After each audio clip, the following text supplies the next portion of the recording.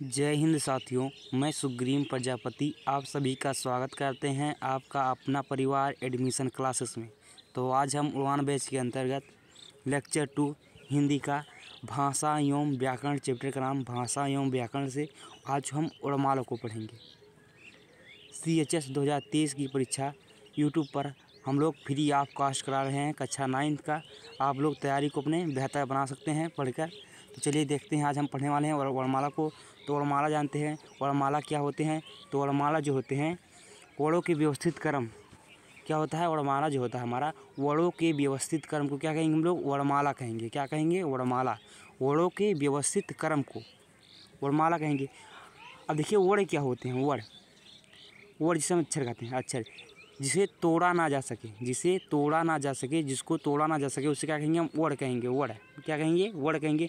यहाँ से एक क्वेश्चन बनता है हर साल, यहाँ से एक ना एक क्वेश्चन आता है, इन्हीं में से एक ना एक क्वेश्चन आता है, हर साल पूछा जाता है आपका 1 नंबर का।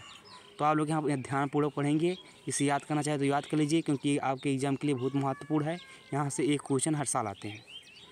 अब देखिए वर्ण जो होते हैं अक्षर, जिसे वर्ण क्या होते हैं, अक्षर जिसको क्या होता है, तोड़ा ना जा सके, जिसे तोड़ नहीं सकते हम लोग। बाकी देखिए भाषा की सबसे छोटी इकाई, भाषा की सबसे छोटी इकाई को क्या कहेंगे, भाषा की सबसे छोटी इकाई को क्या कहेंगे, वर्ण कहेंगे। क्या, वर्ण। भाषा की सबसे छोटी इकाई को वर्ण या ध्वनि कहेंगे।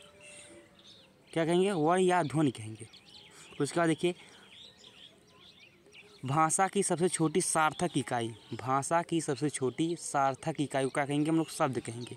जैसे सार्थक इकाई मान लीजिए का, म और ले, कमल लिख लिया तो ये क्या है, सार्थक इकाई बन के कमल बना है। और यहाँ पर लिख दिए मकल, लिख दिए म का ले। तो यहाँ पर देखिए शब्द का प्रयोग तो वर्ण जो होते हैं उनका प्रयोग तो सही हुआ है, लेकिन जो शब्द बना है ये सार्थक नहीं है, सार्थक यहाँ पर नहीं है। लेकिन ये कमल जो है ये सार्थक है। मकल जी कोई चीज़ होता है, नहीं होता है, लेकिन जो कमल है ये होता है। इसीलिए भाषा की सबसे छोटी सार्थक इकाई को हम लोग शब्द कहेंगे। क्या कहेंगे, शब्द कहेंगे। भाषा की सबसे छोटी सार्थक इकाई को हम लोग शब्द कहेंगे। आगे देखिए अब भाषा की सबसे छोटी लिखित इकाई हमने यहाँ पर लिख दिया तो क्या हो गया, वर्ण हो गया। भाषा की सबसे छोटी लिखित इकाई को क्या कहेंगे, वर्ण कहेंगे। क्या कहेंगे, वर्ण। भाषा की सबसे छोटी लिखित इकाई को क्या कहेंगे, वर्ण कहेंगे। अब आगे देखिए भाषा की सबसे छोटी मौखिक इकाई, क्या, मौखिक इकाई को क्या कहेंगे, ध्वनि कहेंगे। जैसे मैंने बोला का तो क्या हो गया है, मौखिक इकाई, तो उसे हम कहेंगे ध्वनि कहेंगे। भाषा की सबसे छोटी मौखिक इकाई को हम लोग ध्वनि कहेंगे। अब चलिए आगे देखते हैं, यहाँ तक समझ में आया है। यहाँ से एक क्वेश्चन हर साल बनता है। कैसे बनता है, पूछ सकता है भाषा की सबसे छोटी मौखिक इकाई को क्या कहते हैं, भाषा की सबसे छोटी सार्थक इकाई को क्या कहेंगे, भाषा की सबसे छोटी लिखित इकाई को क्या कहते हैं। तो यहाँ से एक क्वेश्चन बना हुआ है, इसीलिए आप लोग इसे कंठस्थ कर लीजिए, याद कर लीजिए। आगे अब देखिए, आगे देखते हैं। अब वर्ण देखेंगे, वर्ण के भेद, वर्ण के कितने प्रकार के होते हैं, वर्ण जो होते हैं कितने भेद होते हैं वर्ण के। तो वर्ण 2 प्रकार के होते हैं। कितने होते हैं, हाथ से स्वर और व्यंजन। वर्ण के भेद जो होते हैं 2 प्रकार के होते हैं, स्वर और व्यंजन। अब स्वर क्या होते हैं, व्यंजन क्या होते हैं, इन्हीं को हम समझेंगे। तो चलिए देखते हैं यहाँ पर। तो स्वर जो होते हैं, स्वर जो भी पूर्ण स्वतंत्र रूप से बोला जाए, जो भी वर्ण स्वतंत्र रूप से बोला जाए, जो भी वर्ण स्वतंत्र रूप से बोला जाए उसे हम क्या कहेंगे, स्वर कहेंगे। जैसे मैंने लिख लिया आ, तो इसमें किसी का प्रयोग हुआ है, आ, ई, ए, ई, उ, औ, री, ए, ऐ, ओ, औ। तो इतने सब जो हैं ये कैसे हैं, स्वतंत्र रूप से हैं, किन्हीं की सहायता से बोला नहीं जाता है। तो कैसे हो गए, ये स्वर हो गए, क्योंकि ये जो हैं स्वतंत्र तो हैं ही, स्वतंत्र रूप से बोले जाते हैं, तो इन्हीं को हम कहेंगे स्वर कहेंगे। जो भी वर्ण स्वतंत्र रूप से बोले जाएं, किन्हीं दूसरे का प्रयोग ना किया जाए उसमें, तो कैसे हैं, वो जो हैं स्वर हैं। अब देखिए अंक अवहा क्या है, अंक अवहा। तो अंक जो है हमारा ये अनुस्वार है। क्या है, अनुस्वार। यहाँ से एक क्वेश्चन बना है फिर से यहाँ पर अंक क्या है हमारा, अनुस्वार है। और आहा क्या है, तो आहा आप लोगों को पता है कि विसर्ग है। क्या है, विसर्ग। आहा जो है हमारा ये विसर्ग है। और बाकी अंक और आहा इन दोनों को मिलाकर क्या कहेंगे हम लोग, अयोग वाह। क्या कहेंगे, अयोग वाह।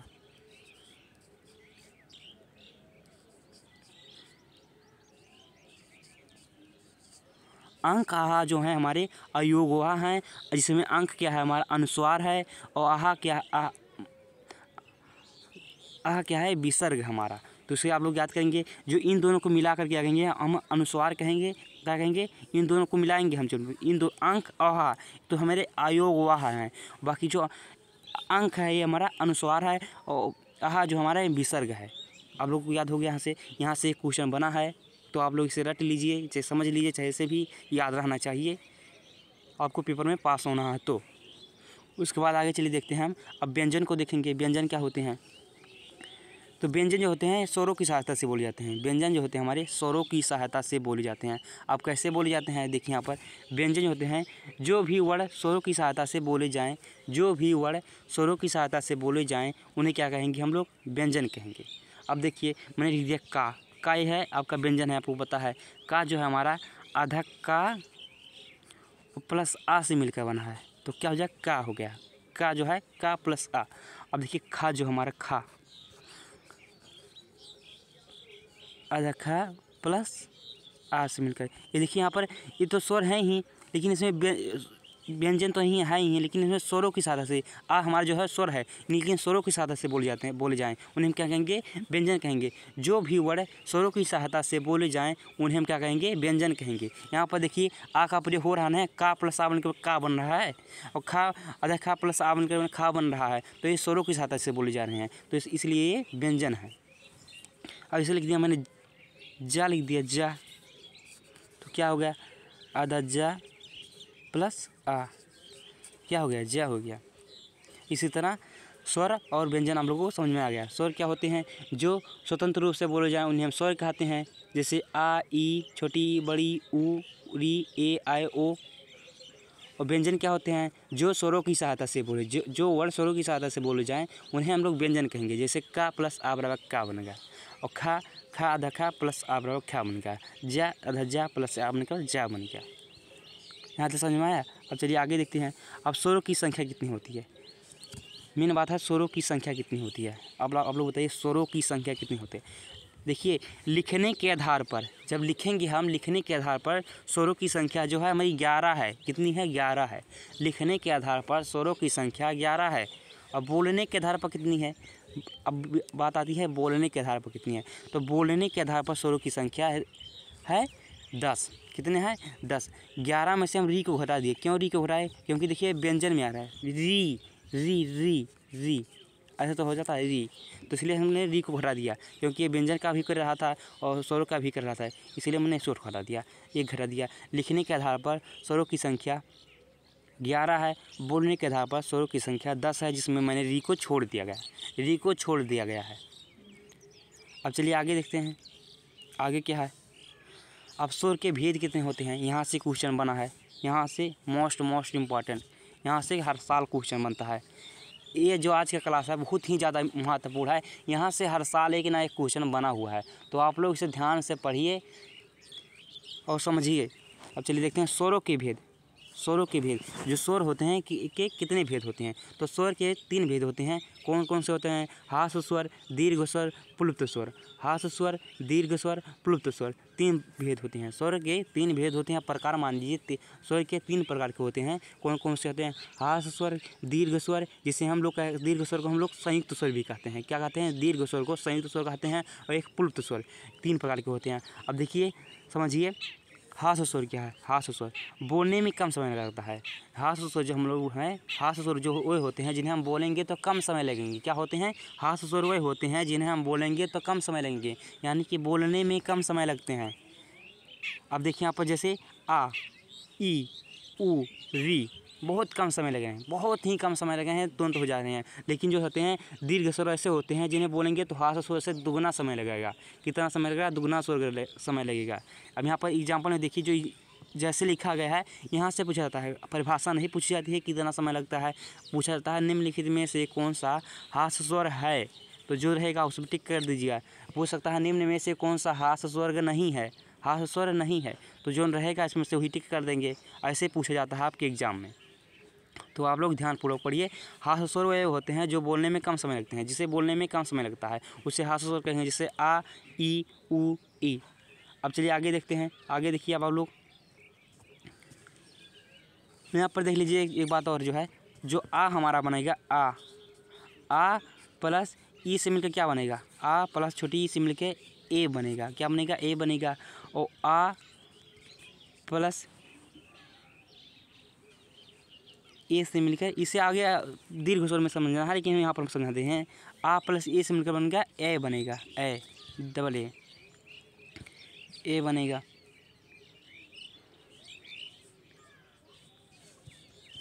और जो होता है आ प्लस छोटा ऊ, आ प्लस छोटा ऊ मिलकर बनता है हमारा छोटा ऊ, क्या छोटा ऊ मिलकर बनेगा हमारा ओ बनेगा, ओ आ प्लस बड़ा ऊ मिलकर बनेगा हमारा क्या बनता है, ओ बनता है। तो अब चलिए स्वर समझते हैं। अब ह्रस्व स्वर हो गया, दीर्घ स्वर को समझते हैं। दीर्घ स्वर क्या होते हैं। दीर्घ स्वर जिसे हम संयुक्त स्वर भी कहते हैं, दीर्घ स्वर होते हैं जिसे हम संयुक्त स्वर भी कहते हैं इन्हें। अब देखिए दीर्घ स्वर या संयुक्त स्वर, आपके एग्जाम में पूछेगा दीर्घ स्वर पूछेगा तो भी बताइए, संयुक्त स्वर बताइए, फिर दोनों एक ही हैं। ह्रस्व स्वर से दुगुना समय लगेगा। दीर्घ स्वर वो होते हैं जिन्हें हम बोलेंगे तो ह्रस्व स्वर से दुगुना समय लगेगा। जैसे बोला मैंने आ बड़ा है, छोटी ऊ, ई, ए, ओ, आओ, ये हैं जो दुगुना समय लग रहा है। अभी मैंने बताया जो है आ प्लस ई मिलकर क्या बनेगा, ए बनेगा। वही लिखा था यहाँ पर भी प्रयोग हो रहा है। और देखिए आ प्लस ए मिलकर बना है आ प्लस ई, बड़ी रहेगा यहाँ पर,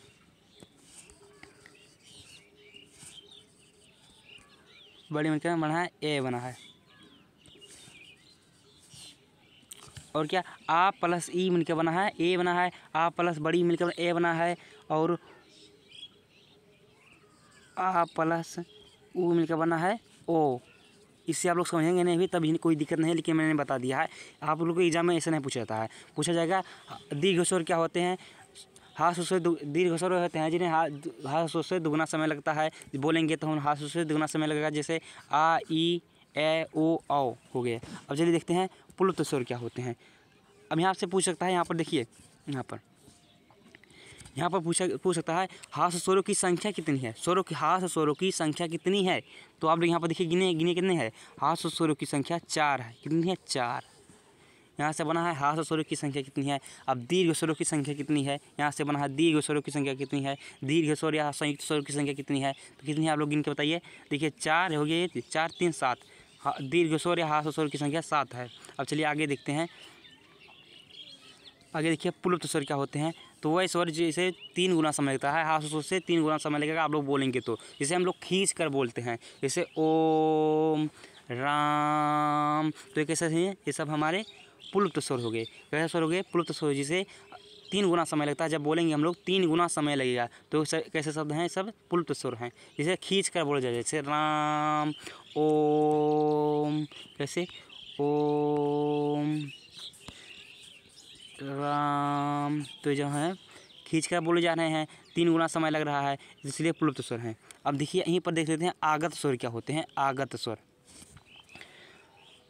जो ये है हमारा आगत स्वर है। कैसा है ये, आगत स्वर। आगत स्वर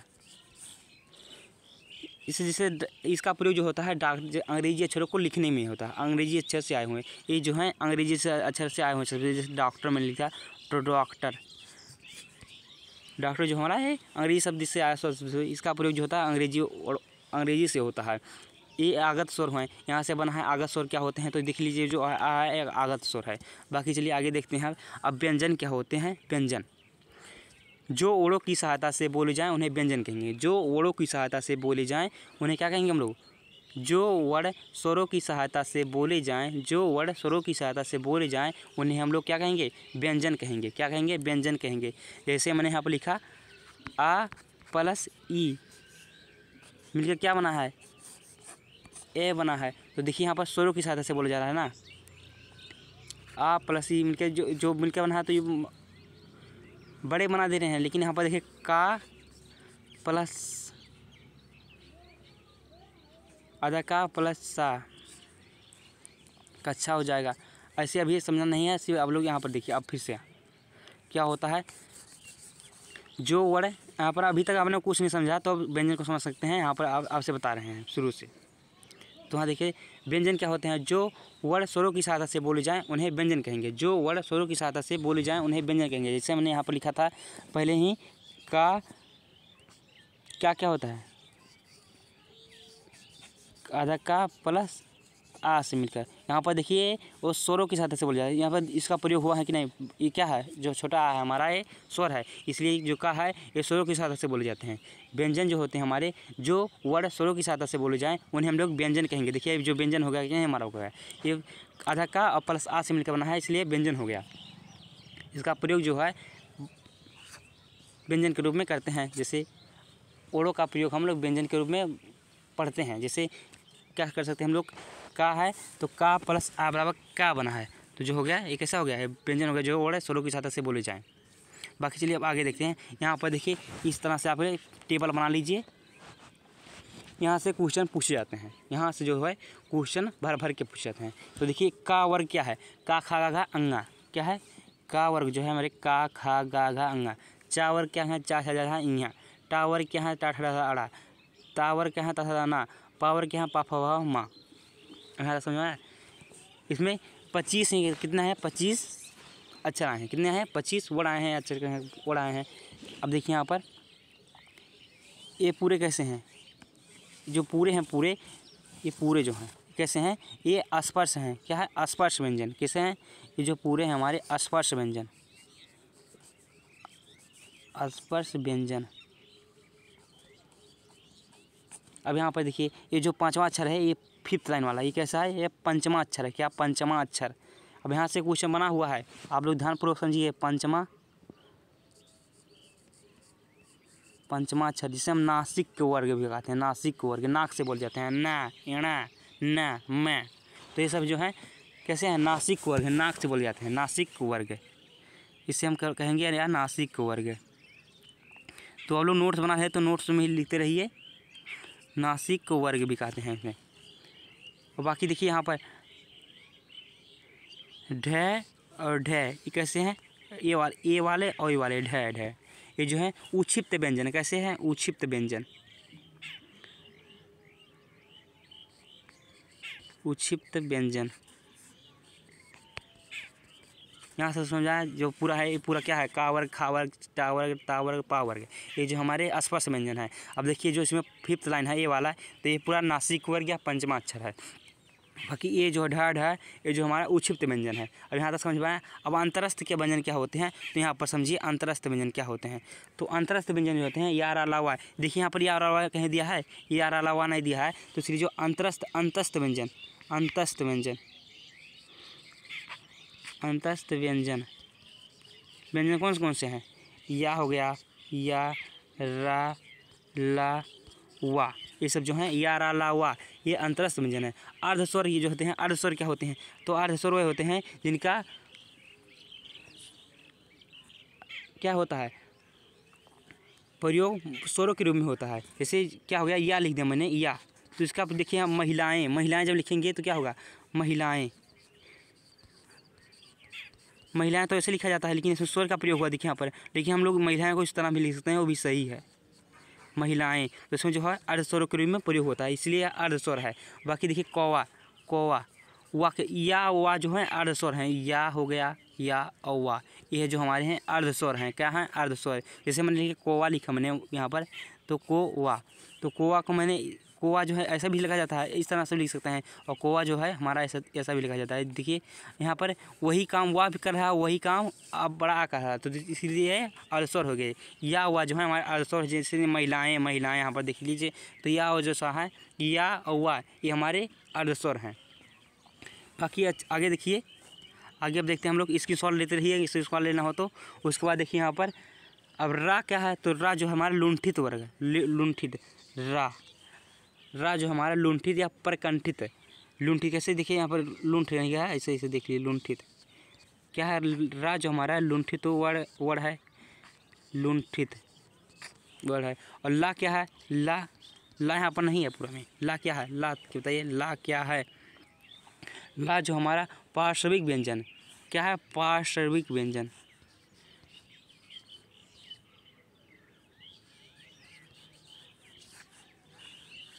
पार्श्विक व्यंजन है। अब बाकी आगे चलिए, अब देखिए आगे हम देखते हैं। यहाँ तक पूरा समझ में आया? नहीं समझ में आया तो एक बार आप वीडियो को फिर से दोबारा देखेंगे तो पूरा समझ में आ जाएगा।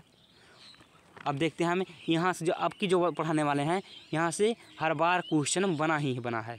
अब देखिए उच्चारण स्थान, उच्चारण स्थान में क्या क्या कहाँ पर है। तो देखिए जो का वर्ग है एक कंठस्थ है। हम लोग कुछ वर्ड बोलने वाले हैं तो पहले कंठ में आता है, कंठ, यानी कि क्या हो जाए, कंठस्थ, कंठ हो जाएगा। ये जो वर्ग है का वर्ग जो है पूरा है एक कंठस्थ है। तो इसमें जो है का वर्ग जो क्या है हमारा कंठस्थ है। उसके बाद देखिए कंठ से बोले कुछ कोई वर्ड बोलने वाला है तो पहले कंठ में आएगा, कंठ के बाद तालव्य में आएगा, है तालव्य में। तो ये जो हो जाएगा हमारा तालव्य, तालव्य। उसके बाद मूर्धन, जिसे मूर्धा वर्ग भी कहते हैं, मूर्धन।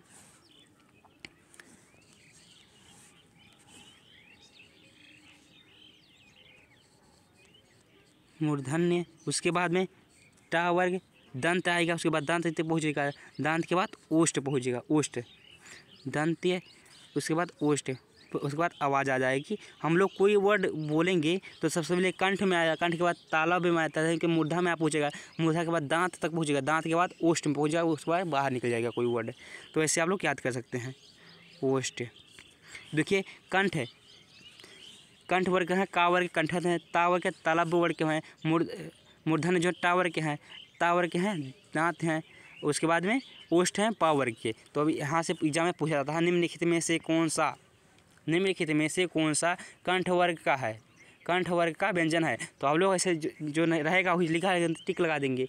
उसके बाद पूछा जाता है, उसके बाद अभी देखिए 25 ही वर्ड हुए हैं, लेकिन उसके बाद और आते हैं। जैसे कंठ है, कंठ को आप तरीके से याद कीजिए, कंठ में और कौन से हैं, इतने इतने तो आएंगे इतने। उसके बाद भी आते हैं कंठ, जैसे काशिका था, कबूतर होता है, काशी कबूतर हुआ, कबूतर जो होते हैं आया, तरीके से बता रहे हैं। इसके बाद भी वर्ड होते हैं का खा गंगा, उसके बाद भी कंठस्थ वाले अक्षर होते हैं, यानी कि वर्ड होते हैं। वहाँ भी समझिए क्या होता है। अब का से कबूतर, क्या से का से कबूतर होता है, कबूतर विषैला था, कैसा था, विषैला था। वो आया, किसी बैठा था, उसका सिर मारा, चोंच मारा, चोंच मारा। उसके बाद क्या हुआ, आहा, क्या निकला, आहा, छोटा आ, आहा, ऐसे आवाज़ निकला है। और कबूतर कैसा था, कबूतर विसर्ग था, उसके बाद विष भरा हुआ था, विषैला था, तो इसे विसर्ग कह सकते हैं, विसर्ग। विसर्ग में क्या आता है, विसर्ग मैंने बताया था, विसर्ग में जो आहा है ये क्या है, विसर्ग है। यानी कि कंठ वर्ग में का अंग आएंगे, उसके बाद आ हा और विसर्ग आएगा। अब तालव्य में क्या आएगा, तालव्य, चा से क्या होता है, चा से चम्मच होता है, चा से चम्मच होता है ना, चा से चम्मच।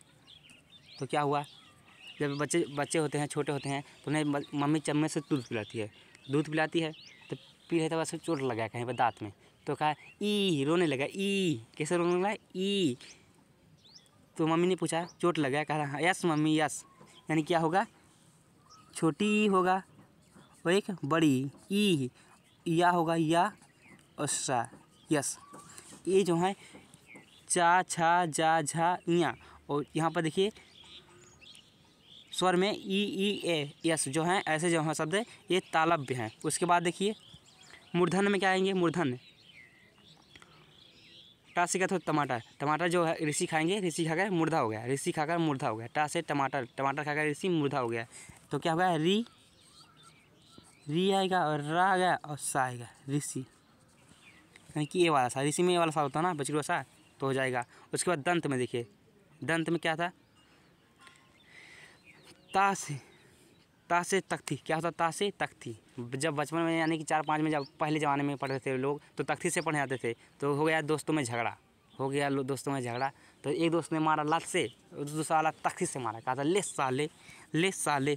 तो ला आएगा, ला और सा, ये वाला साले में ये वाला सा होता है ना, तो सा हो जाएगा, ला और सा जो है ये भी दंत हैं। उसके बाद ओष्ठ में देखिए, ओष्ठ में क्या होते हैं, ओष्ठ में होते हैं पास से क्या होता है, यहाँ पर देखिए पा वर्ग में पास से पतंग होता है, पतंग, पतंग उड़ रहा है खूब ऊपर, बहुत ऊपर उड़ रहा है, तो क्या होगा, तो कोई पूछा है कि पतंग कहाँ उड़ा है, तो उड़ रही वो वहाँ पर उड़ रही है, उड़ी बढ़िया ऊ वहाँ पर उड़ रही है बहुत ऊपर। तो ऊ जो है ये भी वर्ड कैसे हैं, ये ओस्ट है, ओस्ट है।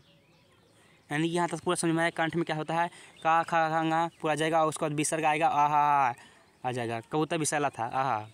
और चार से चम्मच दूध पिला रही थी मम्मी, तो चोट लगा दांत में, तो ई कह रोने लगा, यस। कहा चोट लगी, मम्मी ने पूछा चोट लगी, तो कहा यस मम्मी यस।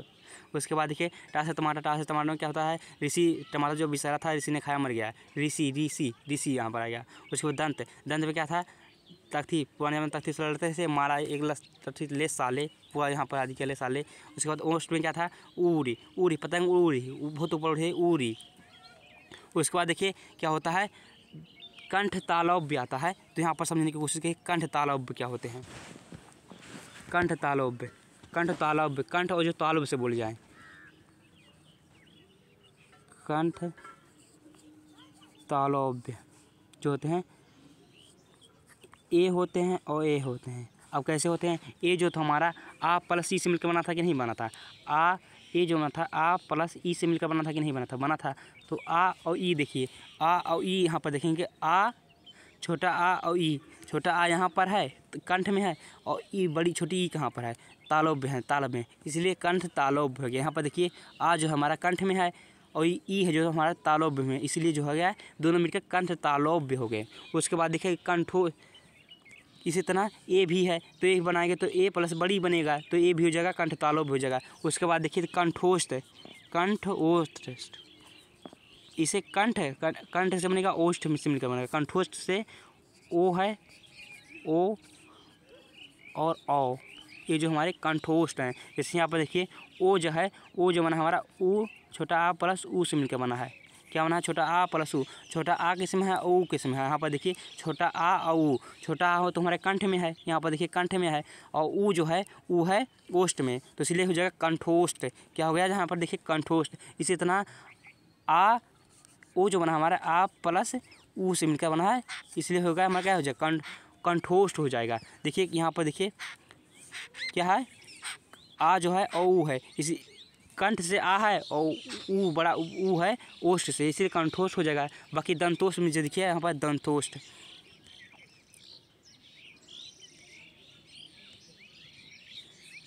दंतोष्ठ में क्या है,